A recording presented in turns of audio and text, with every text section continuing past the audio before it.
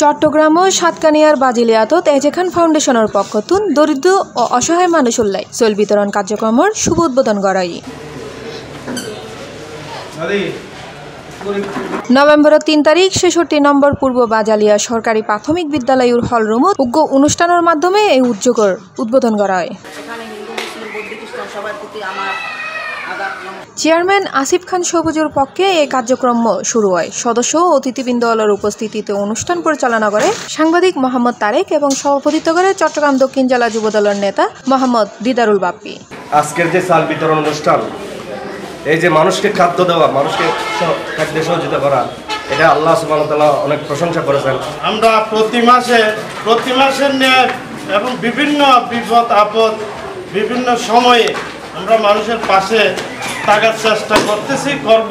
কত দরিদ্র মানুষের মাঝে যে একটা আন্তরিকতা, ভালোবাসা, এই ভালোবাসা মাধ্যমে আমি মনে করি আরও যারা সামর্থ্যবান আছেন তারাও এখান থেকে অনুশীলন করবেন। উক্ত অনুষ্ঠানত প্রধান অতিথি আছিল এজেখান ফাউন্ডেশনের উপদেষ্টা মাসুদ চৌধুরী। উদ্বোধক হিসেবে উপস্থিত আছিল সাধারণ সম্পাদক বুরহানুদ্দিন। বিশেষ অতিথি আছিল নাসিরুল্লাহ মীর, ফারুক আহমদ, সৈয়দা মোমেন সহ ফোয়ারা আছিল এলাকার গণ্যমান্য ব্যক্তি, শিক্ষক, সমাজসেবক ও স্থানীয় জনপ্রতিনিধি। আর্থিকভাবে ক্ষতিগ্রস্ত মানুষ আছে, তারা দেখার জন্য, তারা জানার জন্য এই ফাউন্ডেশন মানবিক কাজের জন্য থাকবে। প্রতি মাস ব্যাপী একটা চাউল বিতরণের উদ্যোগ গ্রহণ করেছেন এবং এই ফাউন্ডেশনের মাধ্যমে আরও বিভিন্ন কাজে এলাকাবাসীকে সহযোগিতা করার চিন্তাভাবনা আছে। কোনো টাকা ছাড়া প্রতি মাসে আপনাদের চাউল ছড়ানোর একটা ব্যবস্থা করা হবে এজেখান ফাউন্ডেশনের মাধ্যমে। সেটির কার্যক্রমের আজ শুভ উদ্বোধন।